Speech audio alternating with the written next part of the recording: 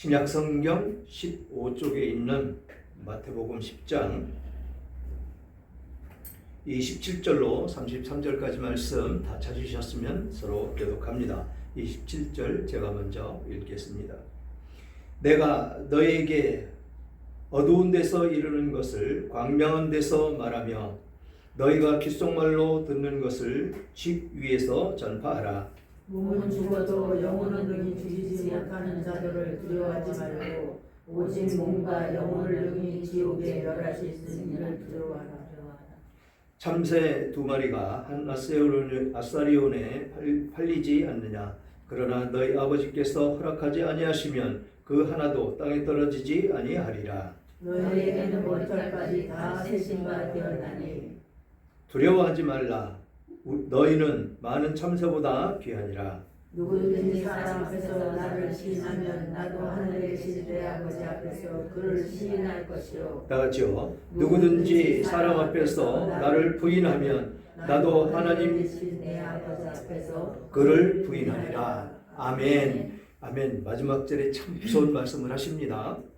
오늘 제목은 두려움을 이기는 믿음이라는 제목으로 은혜를 나눌까 합니다. 우리들에게 두려움이 무엇이 있을까요? 이 세상 사람들 모두는 두려움이라는 감정을 가지고 있습니다. 왜 그러냐면 미래에 대해서 정확히 알지 못하기 때문에 그렇습니다. 그렇지만 우리는 어떻습니까? 미래에 대해서 알고 계시죠? 그런 확신이 우리들에게 있습니다.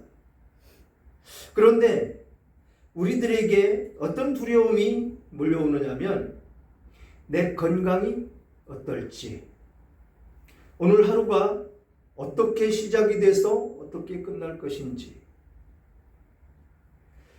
그래서 내 뜻과 내 계획대로 되지 않을 것이다 라는 것을 우리는 경험을 통해서 잘 알고 있습니다. 그래서 우리 인간들의 그 내면에 기본적인 두려움이 자리를 잡고 있다라는 것이지요. 우리에게 두려움이라는 이 감정이 있지만 두려움과 맞설 수 있는 용기도 우리들에게 있습니다. 그러기에 우리는 좌절하지 않고 전진하며 그렇게 살아갈 수가 있는 것이죠.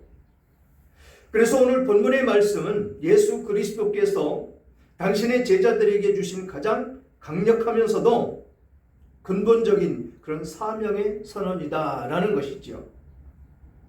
그래서 이 마태복음 10장은 주님의 제자, 그 12제자를 파송하는 그런 말씀을 담고 있습니다. 그들의 여정이 결코 평탄하지 않고 오히려 고난과 박해가 가득할 것임을 확실히 말씀하고 예고하고 있는 것입니다.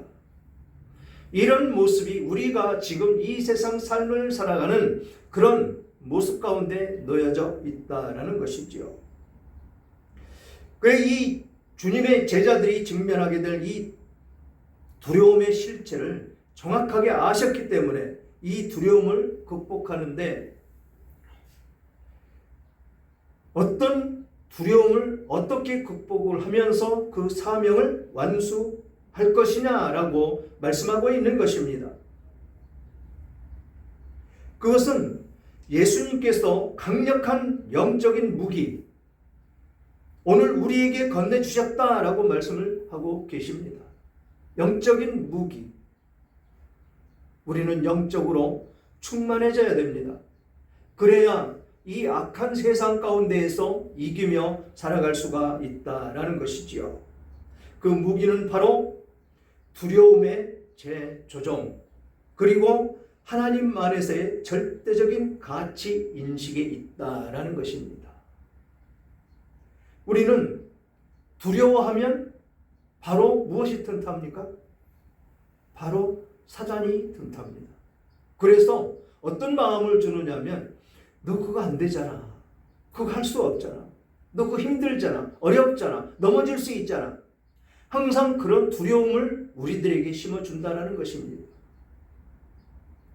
그래서 우리는 생각 가운데 모든 두려움을 떨쳐 버려야 된다라는 것이지요. 그래서 말씀을 살펴보면서 우리가 어떤 모습으로 이 두려움을 떨쳐내야 될 것인지 말씀 안에 들어가서 그 말씀 안에 거하는 우리들이 되시면 좋겠습니다. 먼저 27절 살펴보겠습니다.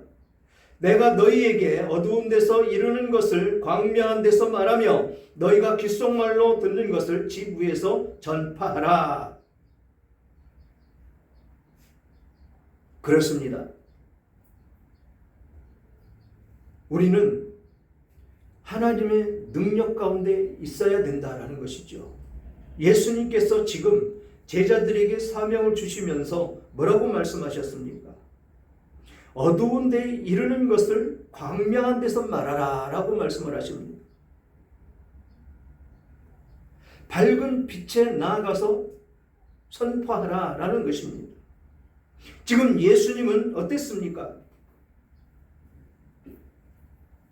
은밀한 사적으로 들은 그런 진리의 말씀을 이제 숨기지 말고 세상 가운데 나아가서 온 세상 사람들에게 다 전파하라라고 말씀을 하십니다. 그것도 아주 담대하게 그것이 사명이다라고 말씀을 하시지요. 여기에서 어두운 데나 귓속말은 사적인 가르침의 시간, 즉 제자들이 예수님 곁에서 배우고 깨닫는 그 특권의 시기를 상징하고 있다라는 것입니다. 많은 사람들이 모이는 곳에서 가르쳤습니다. 그리고 제자들에게 그 가르친 것을 비유로 가르치면 제자들이 또 와서 비유로 가르친 것을 물어본 그 대답을 예수님은 세세하게 설명을 해 주셨다라는 것이지요. 이 비유로 설명을 할 때는 이 세상 사람들이 그것을 깨닫지를 못한다라는 것이죠. 그렇지만 이제 그 배우고 깨달은 그 특권의 그것을 이제는 밝은 곳에 나아가서 전해야 된다라고 말씀을 하고 있습니다. 여기서 밝은 데나 지붕 위에 공적이고 공개적이고 널리 알려지는 장소다라는 것이죠. 밝은 데나 이 지붕 위, 그것은 아주 공개적이고 널리 알려지는 그런 장소. 그러니까 어떤 사람이 됐든 그것을 선포하라라고 말씀을 하고 있는 것입니다. 그것이 곧 세상 앞에서 증인이 되어야 되는 그런 공적인 사명의 때를 가리키고 있다라는 것입니다. 지금이 곧 그때다라는 것이죠. 때를 얻든지 못 얻든지 밝은 데 나아가서 전해라라는 것입니다. 이것이 우리들에게 주신 사명이다라는 것이죠. 그래서 이 진리는 사적으로 소유할 수 있는 그런 보물이 아니다라는 것입니다. 이 진리는 보물보다도 더 값어치가 있는 것이죠. 정말로 이 진리 안에 거하는 것이 우리들의 생명이 살아나고 또 그 진리를 가르치고 진리를 전파하는 것이 듣는 사람들로 하여금 어두운 데서 나와서 그 진리 가운데 거함으로 축복의 삶을 누리며 살게 되는 것이다라는 것입니다. 온 세상에 울려 퍼져야 할 그 나팔 소리와 같기도 하다라는 것입니다. 이 명령은 시대와 공간을 초월해서 오늘 우리에게도 유효한 우리에게 주어진 사명, 바로 그것이다라는 것입니다. 우리는 주님으로부터 받은 이 복음의 비밀과 은혜의 진리를 우리의 삶터에서 세상 속에서 숨김없이 선포해야 할 막중한 책임을 지고 있다라는 것이죠. 그러나 이 선포의 자리에는 언제나 두려움이 그림자처럼 따라 붙는다라는 것입니다. 그래서 이 말씀 이후에 예수님은 두려움이 올 것인데 그것을 어떻게 이겨야 될 것인지를 말씀하고 있습니다. 28절 다 같이 한번 읽겠습니다.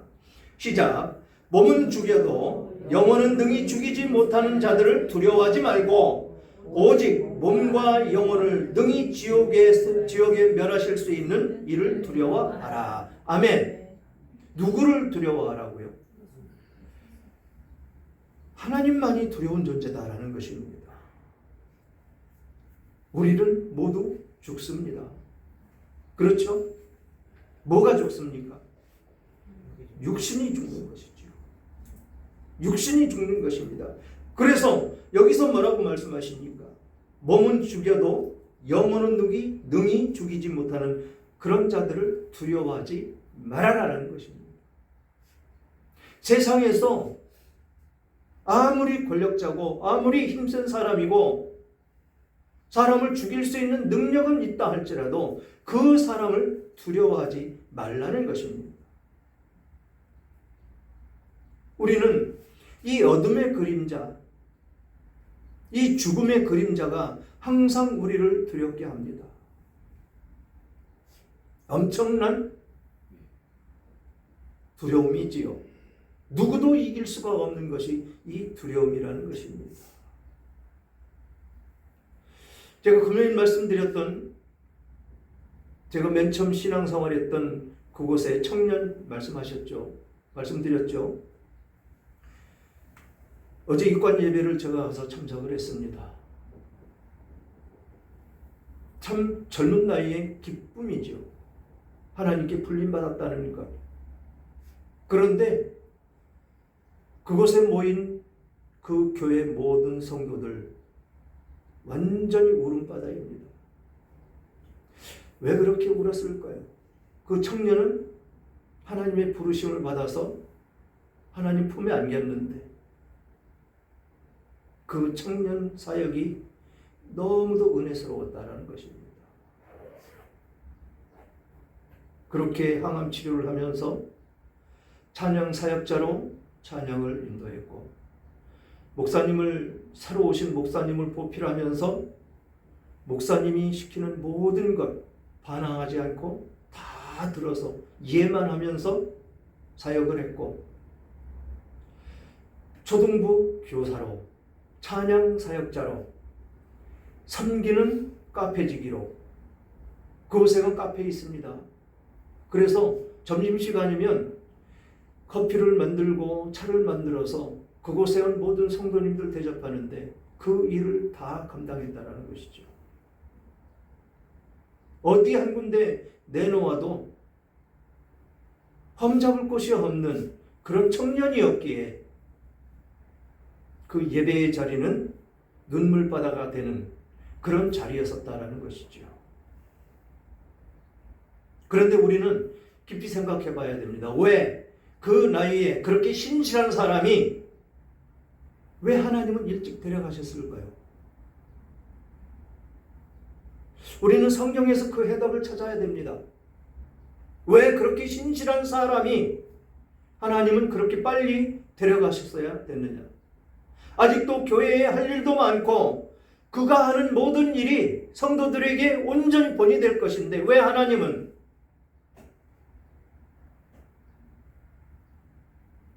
성경에 에녹이 있었죠? 그리고 엘리야 선지자가 있습니다. 그들이 어떻게 하나님께 갔습니까? 그들은 하나님과 동행하는 자다라고 성경은 기록되어 있습니다.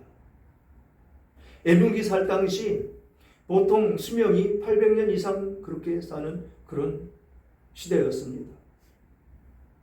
그런데 에녹은 일찍이 하나님께 불림받아서 이 육신의 죽음도 맛보지 않고 들림받아 하나님께 갔습니다. 그 사람이 세상에 있었으면 그 거룩한 모습, 그 과정 가운데 하나님을 더 널리 전했을 것이고 그랬을 것인데 왜 에녹은 그렇게 빨리 데려가셨느냐라는 것입니다. 또 엘리야 선지자는 하나님의 사역을 엄청나게 감당을 했는데 왜 그렇게 빨리 들림받아 올라가야 됐느냐라는 것이죠. 그들은 하나님께 합한 자다라고 설명을 합니다. 여기에 그 청년이 일찍 하나님의 부르심을 받은 거에 답이 있다는 것이죠. 그런 사람을 이 죄된 세상에, 이 악한 세상에 더 버려둘 수가 없기 때문에 하나님은 일찍 데려가십니다. 물론 그 부모님들은 얼마나 마음이 미어지고 아프겠습니까? 사랑하는 딸이 이제는 더 이상 볼 수가 없다라는 그 생각 가운데 있을 때 어떻겠습니까? 그렇지만 우리는 성경에 있는 말씀으로 위로를 해야 되고 위로를 받아야 된다는 것이죠. 그리고 그 빈자리, 그 자리는 성령으로 채워달라고. 그래서 집안에서 허전함을 느낄 때, 딸과 같이 교회를 가는 그런 시간 가운데에서 허전함을 느낄 때, 그때 성령께서 그 마음을 채워주시는 그런 역사가 그 가정 가운데, 그 어머니 가운데 있어야 된다는 것입니다. 그렇게 예배가 끝나고 나오는데 그 교회 재정을 담당하고 있는 안수 집사님과 그 부인이신 집사님이 따라 나오면서 저에게 넌지시 말씀을 합니다. 지금 우리 아버지가 호스피스 병동으로 옮겼는데 며칠 못 계신다고 합니다. 그런데 구원의 확신이 없는 것 같은데 어떻게 하면 좋겠습니까? 목사님 오셔서 기도 한번 해주시면 안 되겠습니까? 그래서 바로 대답했습니다. 알겠습니다. 시간 만들어 보겠습니다. 그리고 어제 또 우리 노회 목사님 한 분이 소천하셔서 광주에 있는 장례식장을 들려서 올라와서 내일이나 모레 신방을 가려고 생각하니까 지금 제가 힘든 관계에 있기 때문에 올라오면서 들려야 되겠다는 생각을 하고 전화해서 들렸습니다. 그 과정 가운데에서 기도하면서 왔다 갔다 하는 그 시간 가운데 하나님께서 말씀을 주셨습니다. 그 말씀이 오늘 여러분들에게 보내드린 디모데후서 4장에 있는 말씀입니다. 그거 읽어보신 분, 오늘 제가 문자로 보내드린 말씀을 읽어보신 분, 읽어보셨죠? 그렇게 우리는 하나님께서 예배해 놓으신 면류관이 준비가 되어 있는 사람들입니다. 그런데 그 아버지도 저와 같이 신앙생활을 했기에 그분을 잘 압니다. 그런데 제가 교회 다닐 때만 해도 그냥 딸을 따라서 왔다 갔다 하시는 그런 분이었었는데 기도할 때 그분을 향한 말씀이 여러분들에게 오늘 보내주신 그 말씀을 주시더라라는 것입니다. 그래서 저는 확신을 가지고 그 병실을 갔습니다. 갔는데 얼굴이 환하고 그렇게 예뻐 보일 수가 없습니다. 나이는 지금 74세입니다. 그런데 제가 그분 손에다가 손을 얹었는데 부들부들 떨고 있어요. 왜 떨고 있었을까요?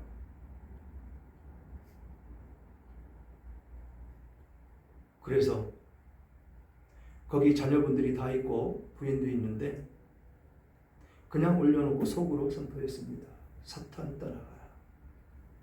악한 마귀 따라가라. 왜 이곳에 와서 이 아픈 사람, 예수 믿고 예수의 심장이 지금 이 안에서 뛰고 있는 사람에게 힘들게 하고 어렵게 한다. 그렇게 기도했더니 손이 편안해집니다. 힘이 들어가고 떨고 있던 손이 아주 편안해집니다. 그러면서 선포했습니다. 집사님, 지금 집사님에게 하나님께서 말씀하십니다. 내가 달려갈 길을 다 이젠 갔다. 집사님이 달려갈 길, 이 세상, 이 악한 세상 속에서 삶을 살았던 그 힘든 그 길이 이제는 끝이 났습니다.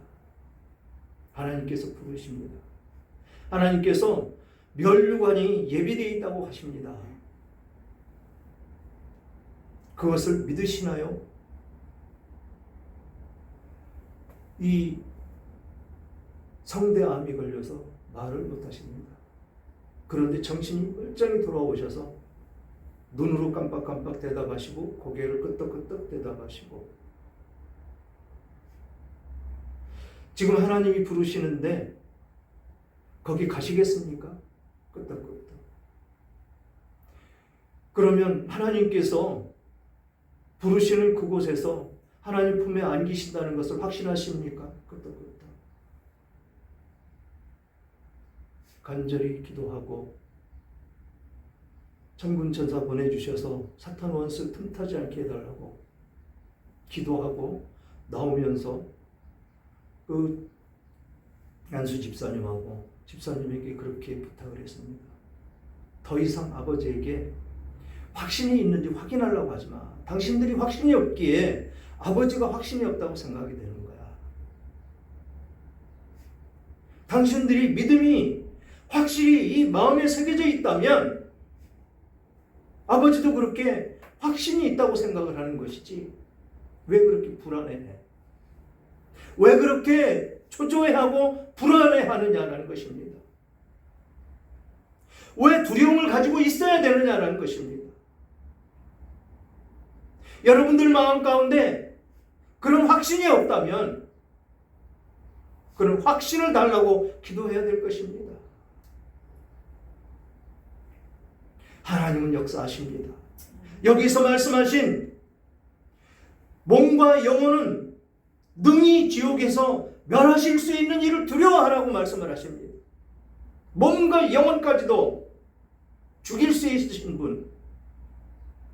그러나 반대로 생각을 하면 그 몸과 영혼을 살리실 수 있는 분, 그분이 바로 내 아버지다라는 것입니다. 여러분들의 아버지.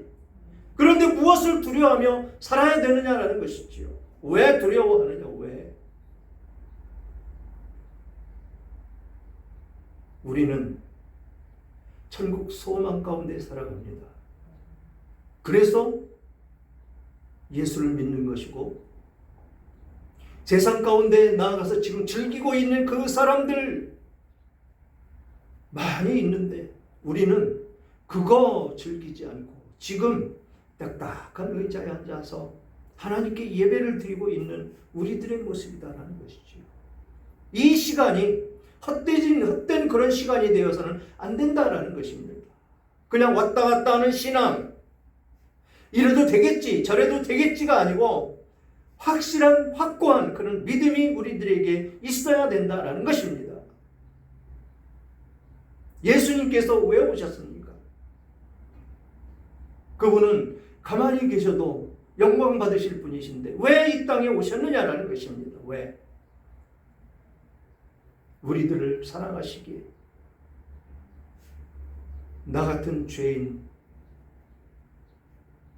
무엇이 사랑스러워서, 얼마나 사랑스러워서 이 땅에 오셔서 나 같은 죄인을 위해서 모든 피와 물을 흘리시고 우리의 죄를 덮어 주셨느냐라는 것입니다. 그 예수님이 왜 이 땅에 오셔서 그렇게 아픔과 고통을 당하며 죽으셔야 됐느냐라는 것입니다. 우리는 그런 사랑을 받았습니다. 그런 사랑을 받았고 그 사랑을 받은 우리들이기에 예수님을 믿고 그 예수님에게 예배를 드리는 것입니다. 우리는 그 진리 가운데 있어야 된다는 것이죠.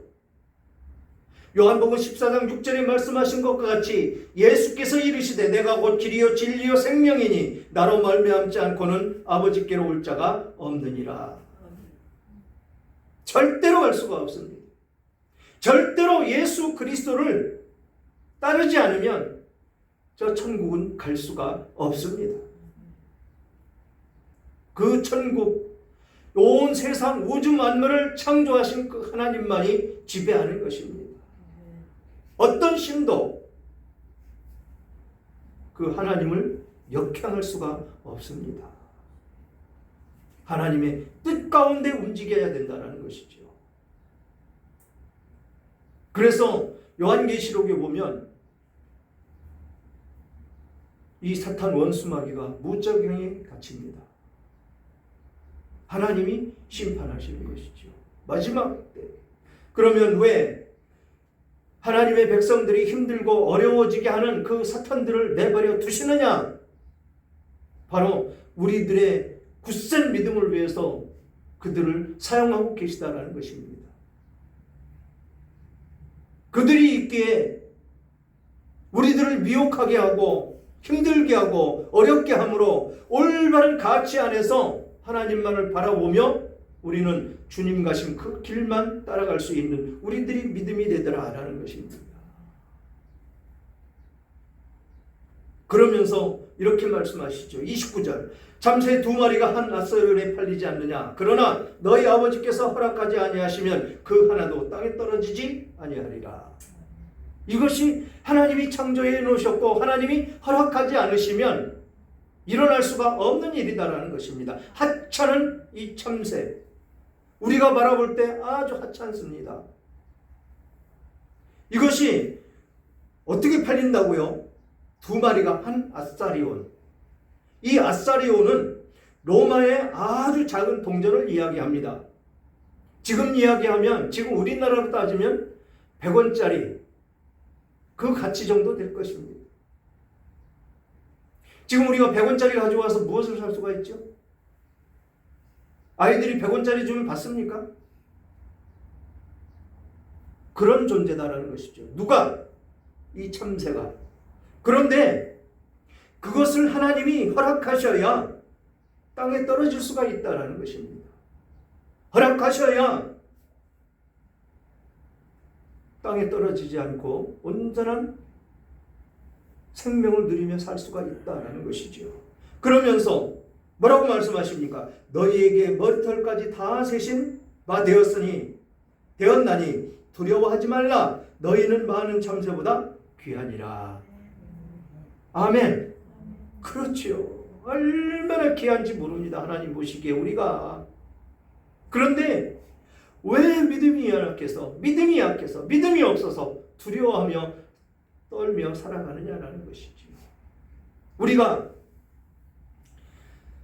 성시교독 했죠. 성시교독이 뭐라고 그랬습니까? 공중의 새를 보라. 심지도 않고 거두지도 않고 창고에 모아 들이지도 아니하되 너희 하늘 아버지께서 기르시나니 너희는 이것들보다 귀하지 아니하냐. 무엇이? 새를 봐라. 그것들도 하나님께서 먹고 살 길을 다 열어주셨는데 우리는 그것들보다 더 귀하다는 것이죠. 하나님께서는 다 주십니다. 어떨 때? 하나님 안에 있을 때, 하나님 능력 안에 있을 때 우리는 그렇게 살아갈 수가 있는 것입니다. 그런데 이 세상 욕심, 세상 가운데 있고 세상 정욕 가운데 있으면 내가 무엇을 하려고 합니다. 물론 일을 하지 말라는 거 아닙니다. 그러나 하나님께서는 열심히 일할 때 땀 흘려 일해야 우리 소산을 얻는다고 말씀하셨죠. 그럴 때 우리는 그 안에서 이 참새보다, 공중에 나는 새보다 더 귀하게 여겨서 우리들의 필요를 채워주신다라고 말씀을 하고 있는 것입니다. 그래서 두려워하지 말아라. 너희가 많은 참새보다 귀하다라고 말씀을 하십니다. 두려움은 오늘 이 말씀 듣는 순간 모두 사라졌습니다. 모두 하나님 말씀 안에 있고 말씀 가운데 거하는 우리들입니다. 두려움은 사라졌습니다. 그래서 우리는 참 하나님의 말씀 가운데 있는 하나님의 백성으로 살아갈 수가 있는 것입니다. 32절. 누구든지 사람 앞에서 나를 시인하면 나도 하늘에 계신 내 아버지 앞에 그를 시인할 것이요. 무서운 얘기합니다. 누구든지 사람 앞에서 시인하라라는 것입니다. 내가 그냥 혼자 저 믿어요. 믿습니다. 그러는 것이 아니고 많은 사람 앞에서 그 믿음을 나타내라는 것입니다. 그것이 하나님의 영광이 되기 때문에 그렇습니다. 복음을 전파해야 되는 것이죠. 그렇게 시인할 때 그때 예수님도 우리를 인정해 주시겠다라고 말씀하십니다. 그러면서 34절 더 무섭습니다. 누구든지 사람 앞에서 나를 부인하면 나도 하늘에 계신 내 아버지 앞에서 그를 부인하리라. 우리는 담대해야 됩니다. 잠시도 숨기거나